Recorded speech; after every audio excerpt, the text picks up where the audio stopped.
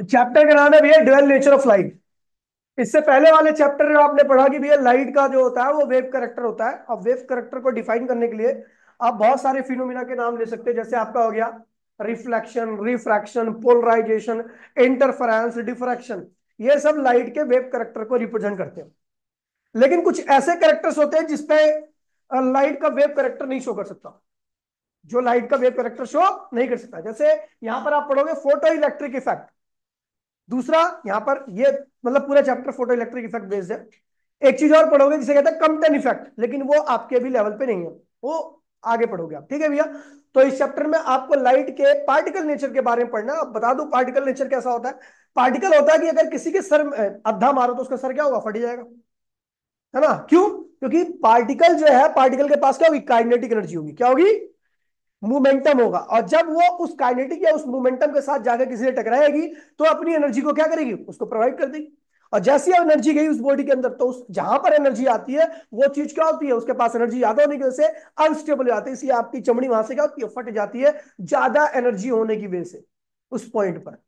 बिल्कुल सेम जब आप आम के पेड़ पर पत्थर मारते हो तो आम क्या होता है, टूट के नीचे गिर जाता है। बिल्कुल सेम यही होता है कि पत्थर के पास क्या होती है, काइनेटिक एनर्जी। जैसी आप मारते हुए एनर्जी उस पत्थर के थ्रू कहा जाती है आम के पास, और आम क्या करता है भैया, टूट करके उस एनर्जी को सह नहीं पाता और वो टूट करके क्या होता है, जमीन पर गिर जाता है। तो ये पार्टिकल नेचर को रिप्रेजेंट करता है कि आप एनर्जी का ट्रांसफर एक पार्टिकल के थ्रू दूसरे पार्टिकल में कर सकते हो। ये हमेशा पार्टिकल ही करता है। ठीक है भैया। तो अभी खैर मैं मुद्दे पे आता हूं, मैं बात करता हूं भैया फ्री इलेक्ट्रॉन। फ्री इलेक्ट्रॉन क्या है? ठीक है। अच्छा, ये जो पार्टिकल की बात कर रहा हूं मैं, इसमें क्या होगा कि आपने 11th क्लास में एक चैप्टर पढ़ा होगा, सेकंड चैप्टर एटम। उसमें आपने देखा था कि लाइट जब किसी मेटल की सरफेस पे गिरती है तो वहां से इलेक्ट्रॉन को निकाल देती है, वहां से। इसे इलेक्ट्रॉन एमिशन कहते हैं, फोटो इलेक्ट्रिक एमिशन भी कहते हैं इसे। याद है नहीं याद है? अब देखिए यहाँ पर लाइट का पार्टिकल नेचर रिप्रेजेंट हो रहा है, क्योंकि लाइट के जो उसमें आपने एक वर्ड और पढ़ा होगा, फोटोन। ठीक है भैया। तो कहते हैं भैया लाइट बहुत छोटे छोटे पार्टिकल से मिलकर बनी होती है, उन पार्टिकल्स को हम फोटोन कहते हैं। फोटोन, लाइट की सारी एनर्जी उन्हीं फोटॉन्स के अंदर होती है। जब फोटॉन्स जाकर के किसी मेटल की सरफेस पे गिरता है तो वहां के इलेक्ट्रॉन से टकराता है, और जब इलेक्ट्रॉन से टकराएगा तो इलेक्ट्रॉन से टकराने के बाद वहां के इलेक्ट्रॉन को बाहर निकाल, क्योंकि जब टकराएगा तो अपनी एनर्जी किसको ट्रांसफर कर देगा, जब फोटोन इलेक्ट्रॉन से टकराएगा तो अपनी सारी एनर्जी किसको ट्रांसफर कर देगा, इलेक्ट्रॉन को। इलेक्ट्रॉन जैसी एनर्जी को गेन करता है वो क्या हो जाता है, अनस्टेबल। क्या हो जाता है? और अनस्टेबल होकर के, आपको पता चीजें अनस्टेबल होती है तो टूट करके क्या होती है, नीचे गिर जाती है, सरफेस से अलग हो जाती है। इसी को हम फोटो इलेक्ट्रिक इफेक्ट कहते हैं, और इसको इलेक्ट्रॉन एमिशन भी कहते हैं, इलेक्ट्रॉन का निकलना। समझ गया? तो इसका मतलब लाइट का यहाँ पे क्या है भैया, पार्टिकल नेचर है। लाइट का क्या है, जिस प्रकार से पार्टिकल किसी को एनर्जी दे करके उसको अनस्टेबल कर देता है और वहां से अलग कर देता है, बिल्कुल सेम यहाँ पर भी फोटोन सरफेस से टकरा करके वहां के इलेक्ट्रॉन को बाहर निकाल दे रहा था। तो यहां से हमें पता लग रहा है कि लाइट का पार्टिकल नेचर है। ठीक है भैया। बाद में इस चैप्टर में आप देखोगे कि यहाँ पर डी ब्रोगली नाम के एक वैज्ञानिक आए, उन्होंने इन दोनों को कंबाइन कर दिया, कहा भैया लाइट के पास वेव नेचर भी है और साथ साथ में पार्टिकल नेचर भी। खैर आगे अभी इस चैप्टर को स्टार्ट करते हैं। सबसे पहला टॉपिक है इसमें फ्री इलेक्ट्रॉन। देखिए फ्री इलेक्ट्रॉन का कतई मीनिंग नहीं है कि इलेक्ट्रॉन फालतू है। हर जितने भी मैटर है, जितने भी मटेरियल है, जितने भी चीजों को आप देखते हो वहां पर प्रोटॉन की संख्या बराबर में इलेक्ट्रॉन की संख्या होती है। फ्री इलेक्ट्रॉन का मीनिंग केवल यही है कि वहां पर जो इलेक्ट्रॉन, जिस इलेक्ट्रॉन को मैं फ्री बोल रहा हूं, वो एक्चुअल में एटम के साथ क्या है, लूजली बाउंडेड है। क्या है?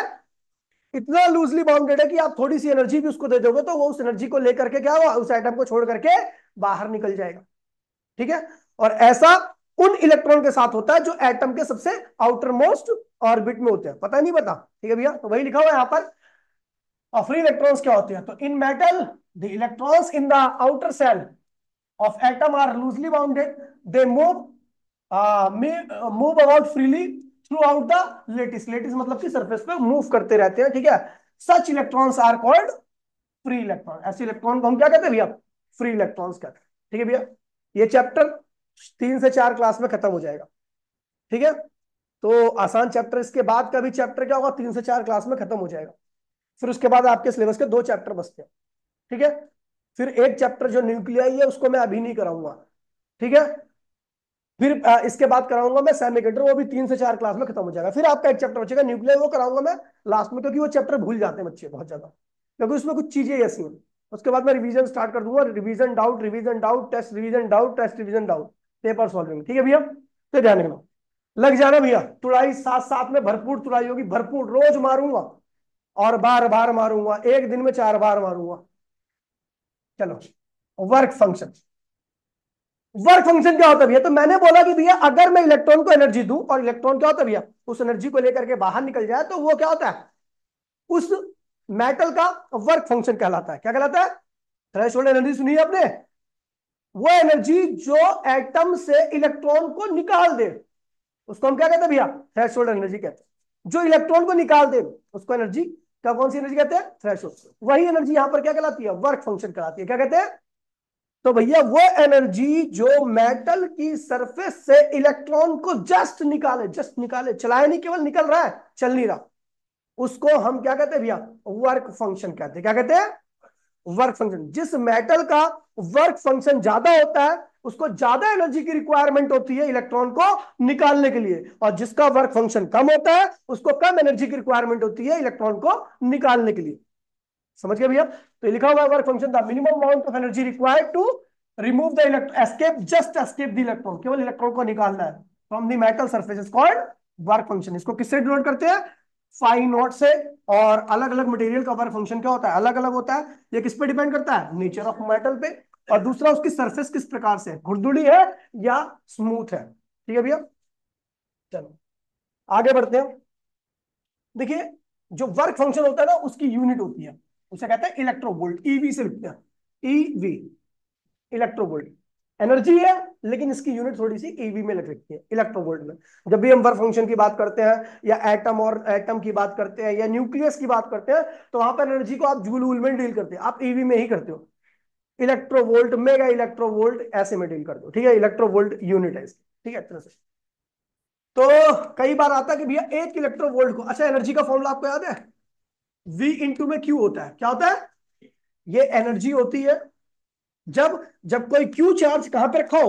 V पोटेंशियल के अंदर। तो V पोटेंशियल के अंदर अगर कोई क्यू चार्ज रखा रहेगा तो उसकी एनर्जी क्या रहेगी? U। समझ गए? U इक्वल्स टू में क्यू वी। क्यू क्या है? चार्ज, और V क्या है?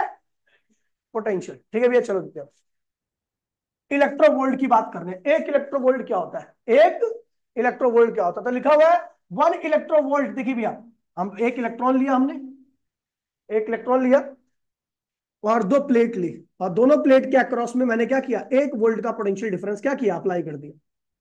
तो आपको पता है जब ये वाली साइड क्या है? पॉजिटिव से कनेक्टेड है, तो इधर क्या होगा? Positive charge. और ये साइड किससे कनेक्टेड है? नेगेटिव से, तो इधर क्या आएगा? Negative charge. इलेक्ट्रॉन को नेगेटिव चार्ज क्या करेगा? रिपेल करेगा। इलेक्ट्रॉन को पॉजिटिव चार्ज क्या करेगा? अट्रैक्ट करेगा। ये इलेक्ट्रॉन क्या होगा? भागने लगेगा। भागेगा तो उसके पास कौन सी एनर्जी आएगी? काइनेटिक। क्या आएगी? तो वो जो काइनेटिक एनर्जी रहेगी वो किसके बराबर रहेगी? वो काइनेटिक आई क्यों है? क्योंकि ये इलेक्ट्रॉन 1 वोल्ट के पोटेंशियल में रखा हुआ है। तो एनर्जी कितनी आएगी? तो आपको पता है, अगर पोटेंशियल में कोई, अभी बताया ना मैंने, अगर कोई क्यू चार्ज वी पोटेंशियल में रखा है तो उसकी एनर्जी क्या होगी?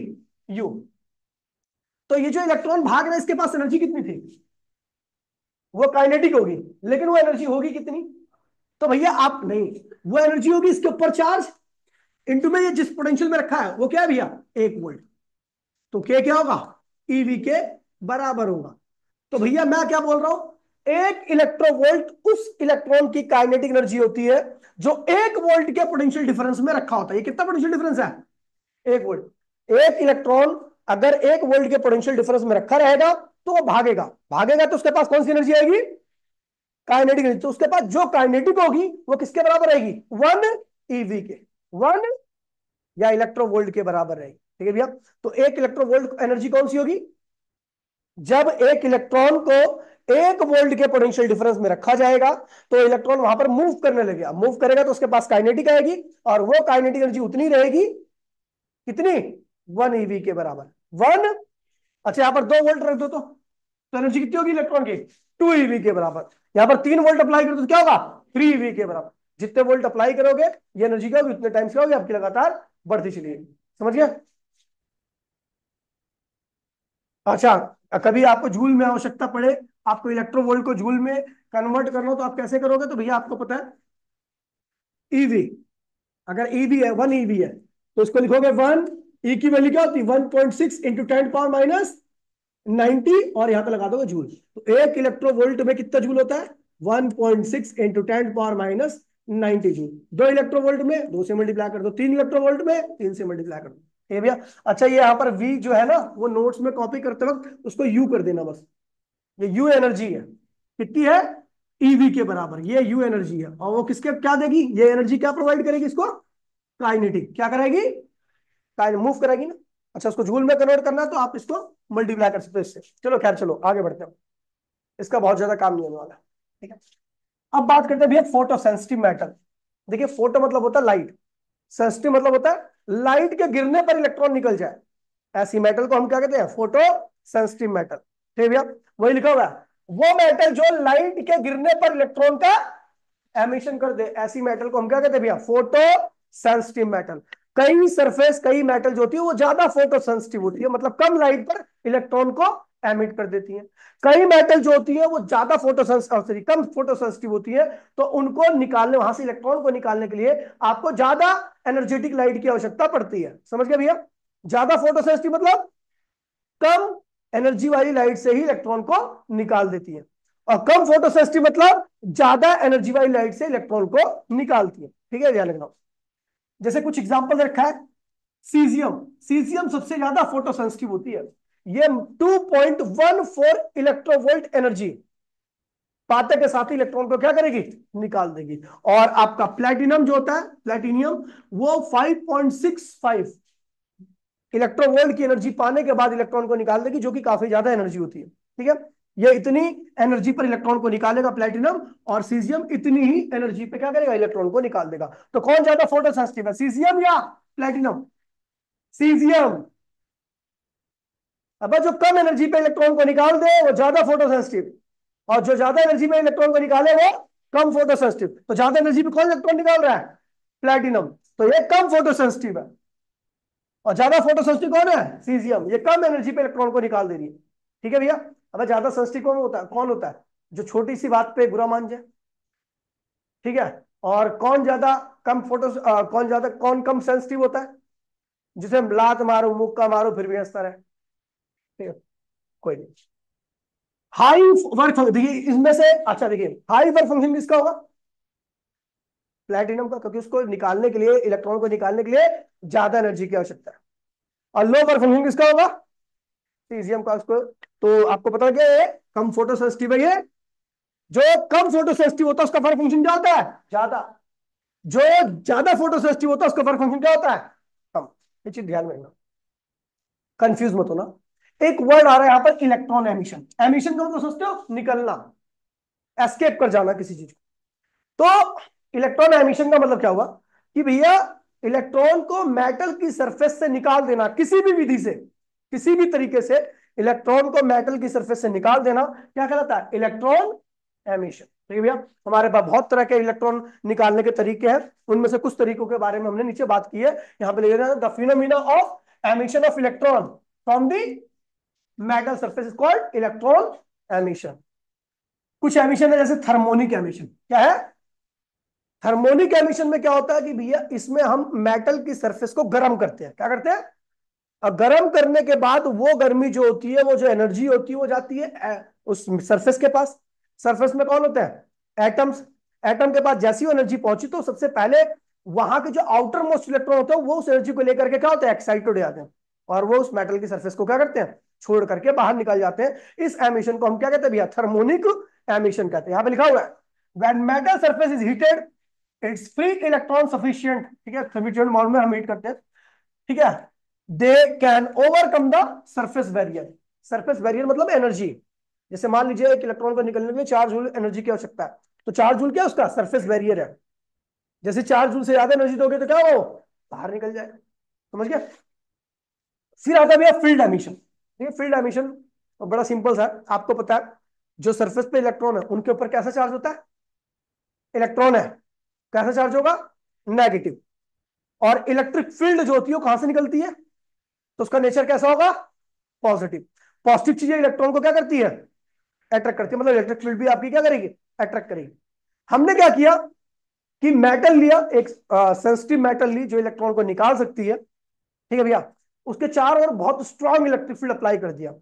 अब स्ट्रांग इलेक्ट्रिक फील्ड क्या करेगी, जो सरफेस पे इलेक्ट्रॉन फ्री इलेक्ट्रॉन है उनको क्या करेगी, खींचेगी। खींचेगी और इतनी ज्यादा इलेक्ट्रिक फील्ड हमने अप्लाई कर रखा, खींच करके उखाड़ देगी। इस तरह के एमिशन को हम क्या कहते हैं भैया? फील्ड एमिशन, या इसका एक और नाम होता है cold cathode emission. Cold cathode, जिस जिस सरफेस से इलेक्ट्रॉन निकलता है उसको कैथोड कहते हैं, और जिस सरफेस में इलेक्ट्रॉन जाता है उसको एनोड कहते हैं। ध्यान रखना, बच्चे कंफ्यूज रहते हैं। ठीक है, यहां पे लिखा है when metal surface is subjected to a very strong field. जब एक मेटल सरफेस को हम, कैसी मेटल सरफेस है? Photo sensitive, sorry sensitive metal है, ठीक है भैया। जब उसको इलेक्ट्रिक स्ट्रॉन्ग इलेक्ट्रिक फील्ड में रखते हैं, the in order to, electric field की वैल्यू दे रखी है आपको 10 की पावर 3 से लेकर 10 की पावर 8, तो इलेक्ट्रॉन क्या होते हैं? एमिट कर जाते हैं। इस तरह के एमिशन को हम फील्ड एमिशन या कोल्ड कैथोड एमिशन कहते हैं। ठीक है भैया, कोई दिक्कत तो नहीं है? आगे बढ़े। ये डायग्राम दे रखा है कि इसने एक सरफेस ली है, उसको इसके चारों पोटेंशियल डिफरेंस अप्लाई किया, पोटेंशियल डिफरेंस किया, यहाँ पे क्या प्लस, यहाँ पर क्या हो गया माइनस, बीच में क्या सेटअप होगी? Strong electric field. Strong electric field ने इलेक्ट्रॉन को क्या किया? बाहर की तरफ खींच लिया। समझ गया? Cold cathode emission. ठीक है, आगे बढ़ते हैं। अगला भैया फोटो इलेक्ट्रिक एमिशन। फोटो मतलब क्या होता है? लाइट। इलेक्ट्रिक मतलब क्या होता है? इलेक्ट्रॉन। एमिशन मतलब सब जानते हो इलेक्ट्रॉन का निकलना। लाइट के गिरने पर इलेक्ट्रॉन का निकलना क्या कहलाता है? Photo electric emission. देखिए, लाइट जब सुटेबल एनर्जी कैरी करती है और वो एक ऐसी मेटल सरफेस पे गिरती है जिसके इलेक्ट्रॉन उस एनर्जी के गिरने पर क्या होते हैं? निकल सकते हैं, तो इसी प्रोसेस को हम क्या कहते हैं भैया? फोटो इलेक्ट्रिक एमिशन कहते हैं। इस केस में लाइट के फोटॉन्स के पास इतनी एनर्जी होती है कि उस सरफेस से इलेक्ट्रॉन करके इलेक्ट्रॉन को क्या करें भैया? निकाल दें। इसे हम क्या कहते हैं भैया? फोटो इलेक्ट्रिक एमिशन कहते हैं। हर लाइट की एनर्जी, हर अलग अलग टाइप की एनर्जी, अलग अलग तरह की लाइट होती है, और अलग अलग तरह की लाइट की एनर्जी भी क्या होती है? अलग अलग होती है। तो निकलने, अगर मान लीजिए एक ही सरफेस पे आप अलग अलग लाइट को डाल रहे हो, तो अगर हर केस में इलेक्ट्रॉन निकल रहे हैं, तो हर केस में उनकी निकलने की एनर्जी क्या होगी? अलग अलग होगी। मान लीजिए मैं एक एग्जांपल दे रहा हूं आपको। आपने क्या किया? आपके पास चार लाइट है, एक की एनर्जी है 5 जूल, एक की एनर्जी है 10 जूल, एक की है 15 जूल, एक की है 20 जूल। ठीक है, और जो सरफेस है उसका वर्क फंक्शन क्या है? 2 जूल। क्या है? 2 जूल वर्क फंक्शन, मतलब 2 जूल एनर्जी उसको लगेगी केवल निकलने के लिए। जब आप पहली लाइट डालोगे तो 2 जूल खर्च होगी निकलने में, अब बची कितनी? 3 जूल। अब वो 3 जूल का इस्तेमाल क्या करेगा? चलने में करेगा। जब आप 10 जूल वाली लाइट को डालोगे तो 2 जूल करेगा निकलने में, बाकी बची 8 जूल। 8 जूल का इस्तेमाल करेगा क्या? चलने में। जब आप 15 जूल वाली को डालोगे तो निकलने में कितना इस्तेमाल करेगा? 2 जूल, बाकी 13 जूल का इस्तेमाल करेगा चलने में। यार यहां पर आपको बता दूं, यहां पर जो एनर्जी मैं चलाने में इस्तेमाल कर रहा हूं ना, एक्चुअल में उतनी नहीं होती, थोड़ी बहुत कम हो जाती है। क्यों? क्योंकि बहुत सारी ऐसे बैरियर होते हैं, बहुत सारी ऐसी वो बाधा होती है जिसकी वजह से एनर्जी क्या होती है? कम हो जाती है थोड़ी बहुत। ठीक है, लेकिन हम मान के चलते हैं कि जितनी एनर्जी बच रही है सबकी सब कहां पे यूज हो रही है? काइनेटिक की फॉर्म में। चलने में कौन सी एनर्जी यूज होती है? काइनेटिक। ठीक है, तो लिखा हुआ है। ठीक है, it is the process in which electrons are emitted from the metal surface when the electromagnetic, actual में क्या लिखा हुआ? इलेक्ट्रोमैग्नेटिक। क्या लिखा हुआ है? Radiation of sufficient high frequency fall on it. जब एनर्जी पड़ेगी इसके ऊपर, तो भैया ये इलेक्ट्रॉन इस एनर्जी को लेकर के एक्साइटेड हो जाएगा और निकल जाएगा बाहर, और चलेगा जब वो एनर्जी वर्क फंक्शन से क्या होगी? ज्यादा होगी। वर्क फंक्शन के बराबर होगी तो केवल निकलेगा, चलेगा नहीं। लेकिन वर्क फंक्शन ज्यादा होगी तो निकलेगा भी और चलेगा भी। ये है सेकेंडरी एमिशन। सेकेंडरी एमिशन है तो अब क्या हो गया यहां पर कि जैसे आपको पत्थर आम तोड़ना है, तो आम तोड़ना तो आप डायरेक्ट पेड़ पर तो चढ़ नहीं सकते, तो आप क्या करोगे? पत्थर मारोगे, पत्थर जाकर लगे आम पर, आम टूट के नीचे गिर जाएगा। यही करते हैं। तो भैया क्या करते हैं यहाँ पर? एक हाई फास्ट मूविंग इलेक्ट्रॉन, ये एक्चुअल में लास्ट मूविंग लिखा होगा, लेकिन ये क्या है भैया? फास्ट मूविंग है। क्या है? एक फास्ट मूविंग इलेक्ट्रॉन के पास हम क्या करते हैं? एक इलेक्ट्रॉन को बहुत ज्यादा काइनेटिक एनर्जी प्रोवाइड कर देते हैं। ठीक है, तो उसकी वेलोसिटी क्या होगी? काफी ज्यादा होगी। और जब वो उस वेलोसिटी के साथ जाकर के टकराएगा किसी मेटल की सरफेस से, तो वहां से वो अपनी एनर्जी को क्या करेगा? ट्रांसफर कर देगा उस सरफेस पे। जैसे सरफेस पे ट्रांसफर करेगा तो वहां का इलेक्ट्रॉन क्या होगा? उस एनर्जी को लेकर के बाहर निकल जाएगा। इस तरह के एमिशन को हम क्या कहते हैं भैया? Secondary emission. क्या कहते हैं इसे? यहां पर कोई फास्ट मूविंग इलेक्ट्रॉन जाके मेटल की सरफेस से टकराता है और वहां से इलेक्ट्रॉन को निकाल देता है। इस तरह के एमिशन को हम क्या कहते हैं? Secondary emission. ठीक है भैया? सारे मेटल्स के लिए वैलिड है। हाँ, सबके लिए। ठीक है, ये देखो, ये भी यहाँ पर भी लास्ट मूविंग लिखा हुआ है, एक्चुअली में फास्ट मूविंग है। वो मेरा एफ एल जैसा लगता है ना थोड़ा, तो उसने बच्चे ने ऐसे लिख दिया, फास्ट मूविंग है। ठीक है, टकराया और इलेक्ट्रॉन को निकाल दिया, तो यहाँ पे सेकंड ये इलेक्ट्रॉन ये निकला है, इसका एमिशन हुआ है, और इस्तेमाल हमने किसका किया? इसका। समझ गया? अगला भैया फोटो इलेक्ट्रिक इफेक्ट, भैया सब जानते हो, आपने 11th क्लास में ही पढ़ा है भैया। फोटो इलेक्ट्रिक इफेक्ट क्या होता है? जब एक फोटो सेंसिटिव मतलब ऐसी सरफेस, ऐसी मेटल जो लाइट के गिरने पर ही इलेक्ट्रॉन को निकाल दे, उसे हम क्या कहते हैं भैया? फोटो सेंसिटिव मेटल कहते हैं।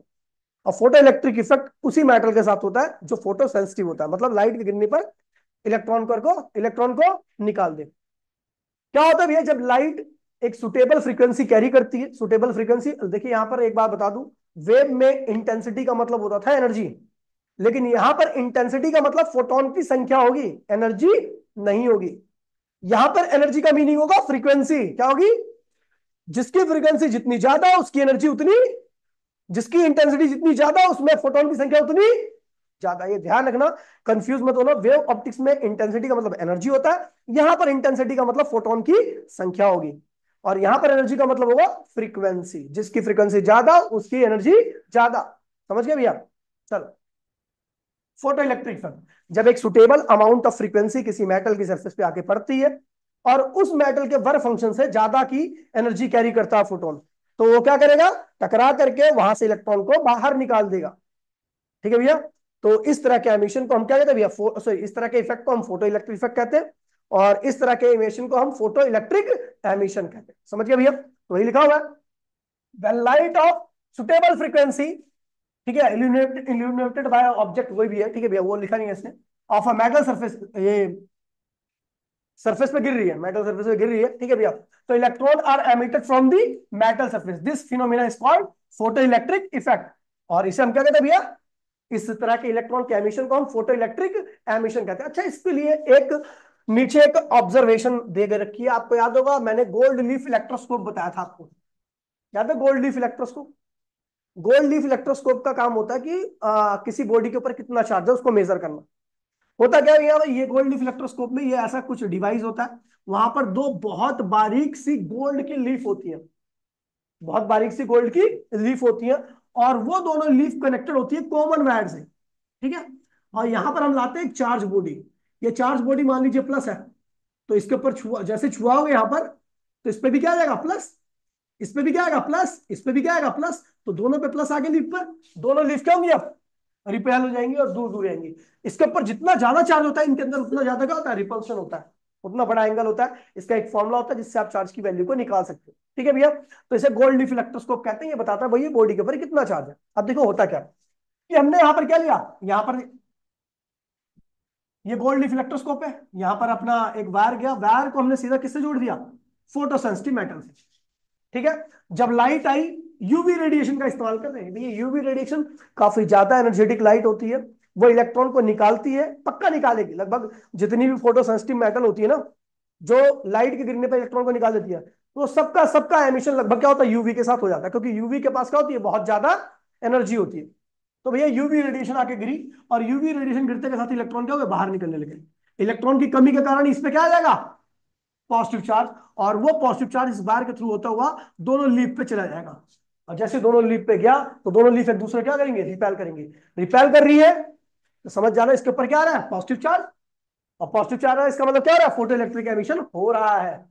अगर दोनों लीफ ऐसी होती जैसे पहले थी, तो इसका मतलब फोटो इलेक्ट्रिक एमिशन नहीं हो रहा। समझ गए भैया? ये लाइट उतनी एनर्जी नहीं कैरी कर रही, या ये मेटल उतनी ज्यादा फोटो सेंसिटिव नहीं है। समझ गए?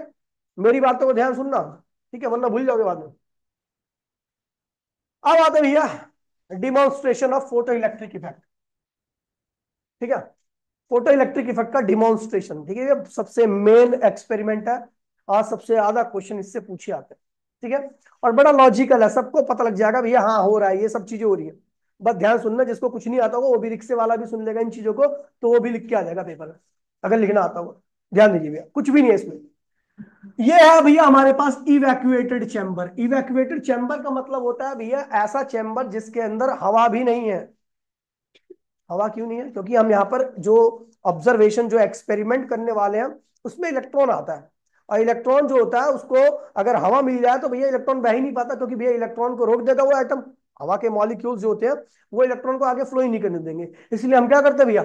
इसको इवैक्यूएटेड कर देते हैं, अंदर से सारी हवा को बाहर निकाल देते हैं, ठीक है? ये ट्यूब है, ग्लास ट्यूब है एक तरह से।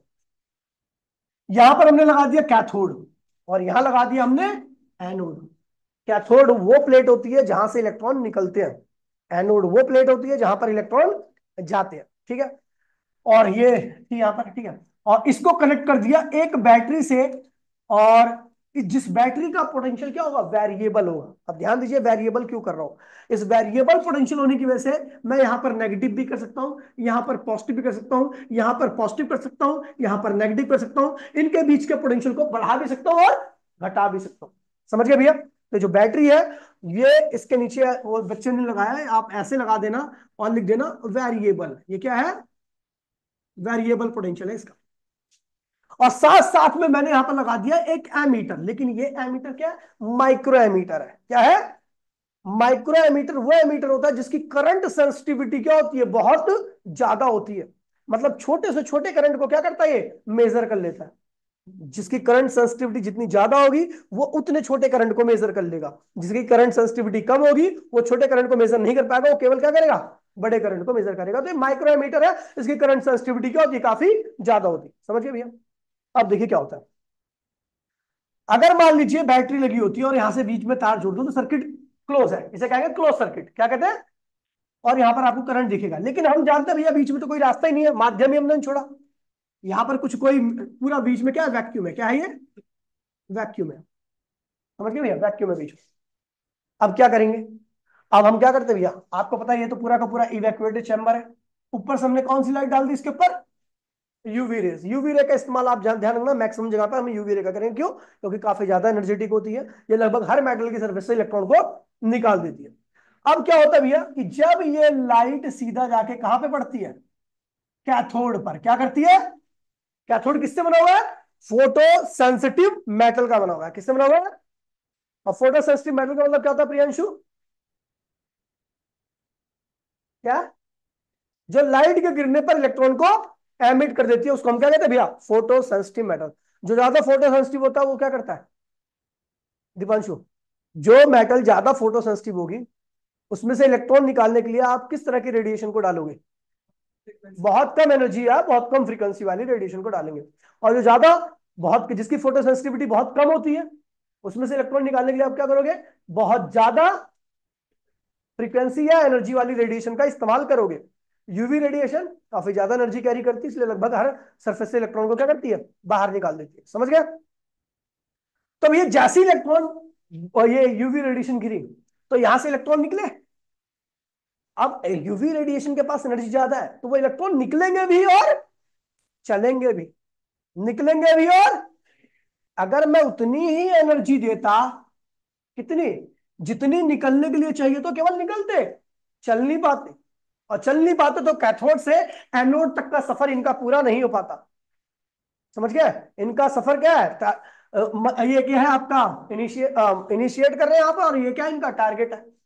तो यहां तक नहीं पहुंच पाता, इसलिए हमने यूवी रेडिएशन का इस्तेमाल किया है। तो यूवी रेडिएशन का इस्तेमाल करके इलेक्ट्रॉन को निकाला, इलेक्ट्रॉन के निकलने वाले इलेक्ट्रॉन की एनर्जी क्या थी, काफी ज्यादा थी, तो वो निकले और कहां पहुंच गए, एनोड की तरफ। और जैसे ही एनोड की तरफ पहुंचे तो यहाँ पर लगी अपनी बैटरी। क्या लगी है, उस बैटरी ने इलेक्ट्रॉन को क्या किया, खींच लिया। सर्किट क्या हो गया, कंप्लीट हो चुका है। और यहां पर एक करंट आएगा। वो करंट क्यों आया, क्यों आया, बता अंकित। कैथोड से एनोड की तरफ आया और उनकी वजह से आया है सर्किट। हाँ बिल्कुल, सर्किट कंप्लीट हुआ। कंप्लीट क्यों हुआ, क्योंकि कैथोड से एनोड की तरफ इलेक्ट्रॉन आया। समझ गया? तो ये जो करंट आया है ना, ये उन इलेक्ट्रॉन की वजह से है जो निकले हैं। किसकी वजह से, लाइट की वजह से। लाइट को क्या कहते हैं, फोटो। क्या कहते हैं, फोटो। फोटोन नहीं, फोटो, फोटो। फोटोन तो पार्टिकल को कहते हैं, ठीक है भैया। तो जो फोटो की यानी लाइट की वजह से निकले इलेक्ट्रॉन, उनकी वजह से करंट आए, इसलिए इस करंट को हम कहते हैं फोटो करंट। क्या कहते हैं इसे, फोटो करंट। समझ गए भैया, समझ गए? अब भैया कई बहुत सारे आपको वो भी करने पड़ेंगे कि इस पे कई बार प्लस पॉजिटिव चार्ज बढ़ा दो। पॉजिटिव चार्ज बढ़ाओगे तो जो इलेक्ट्रॉन्स नहीं पहुंच पा रहे वो भी क्या होगा, खींच लिए जाएंगे इसके द्वारा। जब खींच लिए आएंगे तो यहाँ पर फोटो करंट की वैल्यू क्या होगी, बढ़ जाएगी। कई बार आपको यहाँ पर क्या करना पड़ेगा, नेगेटिव कर देना पड़ेगा। क्या करना पड़ेगा, नेगेटिव करोगे तो कम एनर्जी वाले इलेक्ट्रॉन यहाँ पर पहुंच ही नहीं पाएंगे, करंट की वैल्यू क्या होगी, कम हो जाएगी। और कई बार आप इतना नेगेटिव कर दोगे तो ज्यादा एनर्जी वाले इलेक्ट्रॉन भी नहीं पहुंच पा रहे, तो अब कोई इलेक्ट्रॉन जब यहां से कैथोड से एनोड पे आ ही नहीं पा रहा तो करंट की वैल्यू क्या होगी, जीरो। तो उस पोटेंशियल को, जिस नेगेटिव पोटेंशियल पे कैथोड से कोई भी इलेक्ट्रॉन एनोड की तरफ नहीं आ पाता, और आपका फोटो करंट क्या होता है, जीरो जाता है। उस नेगेटिव पोटेंशियल को हम कहते हैं स्टॉपिंग पोटेंशियल। क्या कहते हैं उसे? स्टॉपिंग पोटेंशियल, जो एनोड पे अप्लाई करते हैं। समझ गया? तो बहुत सारे केस मिलेंगे आपको। ठीक है। अगला भी है production of photo electric current. ठीक है भैया। तो भैया देखिए, production of photo electric current होता है किस वजह से? फोटो इलेक्ट्रॉन्स की वजह से। फोटो इलेक्ट्रॉन कब निकलते हैं? जब लाइट गिरती है। लाइट की फ्रीक्वेंसी क्या होनी चाहिए? थ्रेशोल्ड से या वर्क फंक्शन से ज्यादा होनी चाहिए। तो भैया कई सारी ऐसी सरफेस होती है, ठीक है भैया, अलग अलग सब्सटेंस को, इलेक्ट्रॉन को निकालने के लिए आपको अलग अलग रेडिएशन की आवश्यकता होती है। कुछ सब्सटेंस ऐसे होते हैं जैसे लिथियम, सोडियम, पोटेशियम और सीजियम, ये केवल विजिबल लाइट पर ही इलेक्ट्रॉन को एमिट कर देती है। विजिबल लाइट मतलब जिस पे आप देख पाते हो, जो आपकी ये ट्यूबलाइट छोड़ रही है ना, अगर इनमें इन सरफेस को रख दोगे तो यहां से फिर भी इलेक्ट्रॉन क्या होंगे? एमिट होंगे। यानी इनकी फोटो सेंसिटिविटी क्या है? बहुत ज्यादा है, ये ज्यादा फोटो सेंसिटिव है। इनका वर्क फंक्शन क्या होगा? क्या होगा हर्ष? वर्क फंक्शन कम होगा, ज्यादा होगा? दो ही थे, या तो कम होगा या ज्यादा होगा। कम होगा, तो वो पहले बोल दिया ना तुझे। ठीक है। तो भैया इनका वर्क फंक्शन बहुत कम होता है, यानी इनसे इलेक्ट्रॉन निकालने के लिए आपको बहुत कम एनर्जी की आवश्यकता होती है। विजुअल लाइट के पास भी इतनी एनर्जी होती है कि यहां से इलेक्ट्रॉन को निकाल दें। लेकिन कुछ ऐसी मटेरियल होते हैं जिनसे इलेक्ट्रॉन को निकालने के लिए बहुत ज्यादा जद्दोजहद करनी पड़ती है। इनके लिए हम यूवी रेडिएशन का इस्तेमाल करते हैं। एग्जाम्पल दे रखा है जिंक, कैडमियम, एल्यूमिनियम, मैग्नीज। ठीक है भैया। लेकिन कुछ ऐसी मेटल होती है जो यूवी रेडिएशन से भी इलेक्ट्रॉन को नहीं निकालती। प्लेटिनम, ठीक है भैया, वो जल्दी से यूवी रे से भी निकालते हैं। उसके लिए हम क्या करते हैं? एक्सरे का इस्तेमाल करते हैं। गामा रे का तो इस्तेमाल कर नहीं सकते कि गामा रे तो हर चीज फाड़ देती है। समझ गया? तो गामा रे तो नहीं इस्तेमाल करेंगे, लेकिन एक्सरे जो कि सेकंड मोस्ट एनर्जेटिक बीम है, उसका इस्तेमाल किया जाता है। ठीक है। इससे जो इलेक्ट्रॉन निकलते हैं, उस इफेक्ट को हम कहते हैं कम्पटन इफेक्ट। क्या कहते हैं उसे? उसे फोटो इलेक्ट्रिक इफेक्ट नहीं कहते, उसे कहते हैं कम्पटन इफेक्ट। वो स्पेशल केस होता है, उसके लिए अलग से एक पढ़ाई होती है। मतलब पढ़ाई नहीं होती, मतलब अलग से चैप्टर है, समझ लो। ठीक है। यहां पर कुछ कथन है, कुछ बातें, और यही बातों से सबसे ज्यादा क्वेश्चन आते हैं कि भैया जो आपका फोटो इलेक्ट्रिक इफेक्ट है, उसमें जो करंट आता है, उसे करंट को क्या कहते हैं? फोटो करंट कहते हैं। क्या कहते हैं? तो वो फोटो करंट किन किन चीजों पर डिपेंड करता है? ठीक है, चलो मैं आपको बताता हूं। ठीक है। अच्छा, फोटो करंट कब आएगा? जब फोटो इलेक्ट्रॉन कैथोड से एनोड की तरफ आएंगे। अच्छा, कैथोड से निकलेंगे कब? जब एनर्जी क्या होगी? फ्रीक्वेंसी क्या होगी? थ्रेशोल्ड से ज्यादा होगी, तब निकलेंगे। अब तू इधर देख ले, वो देख ही रहा है।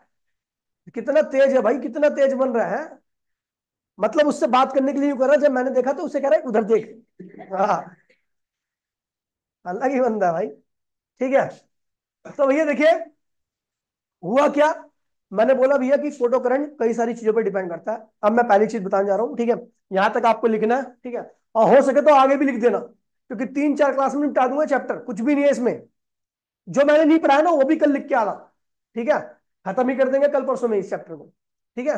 बड़ा प्यारा चैप्टर है, लॉजिकल है, कितना प्यारी से थ्योरी से है, देख रहे हो? सब कुछ सिस्टमैटिक एकदम समझ में आ रही है, क्योंकि थ्योरी इसकी बड़ी प्यारी है। ठीक है। लॉजिकल थ्योरी है, जनरल लाइफ से रिलेट करती है बहुत सारी। ठीक है। तेरे पास पैसे रहेंगे, ज्यादा पैसे रहेंगे तभी तो तू हमारा गिनती करेगा। ऐसे इलेक्ट्रॉन का है, ज्यादा एनर्जी रहेगी तभी वो निकल पाएगा, चलेगा। ठीक है। पैसे काम चलाऊंगा तो खाए पिएगा बस, और क्या करेगा? समझ गया? जीवन यापन करेगा। समझा? तो भैया फोटो करंट किन किन फैक्टर पे डिपेंड करता है, उसमें से पहला फैक्टर है भैया इंटेंसिटी। क्या है? इंटेंसिटी का मीनिंग क्या होता है भैया, बताइए आराध्या। इंटेंसिटी का मीनिंग क्या है, तात्पर्य क्या है इंटेंसिटी से? अभी बताया था मैंने, फोटोन की संख्या। इंटेंसिटी ज्यादा होगी तो फोटोन की संख्या क्या होगी? इंटेंसिटी कम होगी तो फोटोन की संख्या। इंटेंसिटी बोले तो लाइट में फोटोन की संख्या। High intensity, large number of photon. Low intensity of light, less number of photon. समझिए भैया? Frequency, energy. फ्रीक्वेंसी, ज्यादा एनर्जी, कम एनर्जी। अब देखिए भैया, मैंने बोला भैया मैं इंटेंसिटी बढ़ा रहा हूं, और पहला कंडीशन क्या है कि पहले कंडीशन में जो इंटेंसिटी दे रहा हूं वो देखिए सुन लीजिए, पहले केस में बोल रहा हूं जो मैं लाइट प्रोवाइड कर रहा हूं ना, उसकी फ्रीक्वेंसी थ्रेशोल्ड से ज्यादा है। थ्रेशोल्ड से मतलब इलेक्ट्रॉन का एमिशन होगा। अब मैं उसी फ्रीक्वेंसी पे जिसकी थ्रेशोल्ड से ज्यादा है उसकी केवल इंटेंसिटी बढ़ा रहा हूं, तो बताओ फोटो करंट पे क्या फर्क पड़ेगा? दिमाग लगाना। फ्रीक्वेंसी तो इतनी है कि इलेक्ट्रॉन को निकाल दे रहा है, लेकिन मैंने उस केस में मैंने क्या किया, इंटेंसिटी को बढ़ा दिया। क्या किया? बढ़ा दिया। बढ़ा दोगे तो क्या होगा? बिल्कुल, ज्यादा इलेक्ट्रॉन निकलेंगे कैथोड से, ज्यादा इलेक्ट्रॉन पहुंचेंगे एनोड की तरफ, ज्यादा इलेक्ट्रॉन पहुंचेंगे तो सर्किट में ज्यादा इलेक्ट्रॉन, बोला तो ज्यादा करंट। यानी अगर आपकी थ्रेशोल्ड से ज्यादा फ्रीक्वेंसी है और आप इंटेंसिटी बढ़ा रहे हो तो करंट की वैल्यू क्या होगी? बढ़ेगी। लेकिन अगर आपकी फ्रीक्वेंसी थ्रेशोल्ड से कम है, और एक बात और ध्यान में रखना, ठीक है, अभी बताने वाला हूं इसके बाद, अगर थ्रेशोल्ड से कम है तो आप इंटेंसिटी कितनी भी बढ़ा लो, कोई इलेक्ट्रॉन नहीं निकलेगा, करंट की वैल्यू क्या होगी? जीरो। अब एक बात और ध्यान सुन लो, सुन लो, ठीक है? मतलब ये बात ध्यान में रखना कि मान लीजिए मैं चाहता हूं कि ये टाइल से टूट जाए, टाइल तोड़ दूं, टाइल तोड़नी नहीं है, तोड़ दूं, तो मैंने बोला हर्ष से मुक्का मार भाई टाइल पे, ठीक है? अब हर्ष मुक्का मारेगा और टाइल को तोड़ने के लिए चाहिए 50 जूल एनर्जी। ध्यान से सुनना मेरी बात को, टाइल को तोड़ने के लिए चाहिए 50 जूल एनर्जी। लेकिन पहली बार में हर्ष ने मुक्का मारा और मात्र 40 जूल एनर्जी प्रोवाइड की, तो टाइल टूटेगी? टूटेगी नहीं? टूटेगी। दूसरा मुक्का मारा, फिर 40 जूल एनर्जी दी। तो भैया एक बात ध्यान में रखना कि जो पहले वाली 40 थी और दूसरी वाली 40 दोनों एक दूसरे पे डिपेंड नहीं करेंगी। पहली 40 में अगर मुक्का टाइल टूटी तो टूटी, नहीं तो खत्म एनर्जी, उसका कोई रोल नहीं है। ऐसा मत समझना कि एक इलेक्ट्रॉन पे अगर एक फोटोन गिर चुका है फिर दूसरा फोटोन गिरे तो दोनों की एनर्जी ऐड होगी, नहीं। जो इलेक्ट्रॉन फोटोन गिरा, अगर वो इलेक्ट्रॉन को निकाल पा रहा है तो उसकी एनर्जी भैया निकाल दिया, नहीं निकाल पा रहा तो एनर्जी का स्वाहा, एनर्जी का कोई मतलब नहीं है। दूसरा इलेक्ट्रॉन फोटोन गिरेगा, अगर वो समर्थ है, इतनी एनर्जी है उसके पास कि वो इलेक्ट्रॉन को निकाल दे तो उसकी एनर्जी कंसीडर होगी, नहीं तो उसकी एनर्जी भी स्वाहा। समझ गए भैया? तो इस बात को ध्यान रखना, एक फोटोन गिरा, अगर नहीं निकाल पाया तो एनर्जी स्वाहा। भाड़ में गई ना, तेरे को क्या मतलब है? ठीक है, चलो भैया, ब्लैक होल में चली जाती है, ठीक है? तो भैया समझ गए भैया, यहां तक आपको लिख के लाना है, ठीक है? और कल भी क्लास होगी, ठीक है, मॉर्निंग में, ठीक है? छुट्टी आप लोगों की, तो कल भैया कोई ऑफलाइन क्लास लेने, ऑफलाइन सॉरी ऑनलाइन क्लास लेने का मत सोचना, क्योंकि भैया बता दे रहा हूँ कल इस चैप्टर के वो चीजें करा दूंगा, मतलब कल 90% चैप्टर आपके हाथ में होगा, ठीक है? तो साथ से ही विकास होता है, मेरी बात सुनो, साथ से ही विकास होता है, विकास करना है तो भैया, ठीक है? ठीक है, मिलते हैं भैया अगली क्लास में, क्लास देखते हैं। टाटा बाय बाय, जय हिंद जय भारत। आज मैं वेब और उसके बाद भाई प्लीज मेरे नोट्स उन बच्चों को कतई मत भेजना जो मेरा ट्यूशन छोड़ के जा चुके हैं, उन बच्चों को ही भेज सकते हो जो आपके दोस्त हो, मेरे पास नहीं पढ़ने आए, उनको भेज सकते हो, कोई दिक्कत नहीं है। लेकिन जो साला छोड़ के चला गया, नोट्स गलती से मत देना, ध्यान रखना, पहले बता रहा हूं मैं, क्योंकि मैंने बहुत बच्चों ने मेरे को बताया कि नोट्स मांगते मेरे। नमस्कार।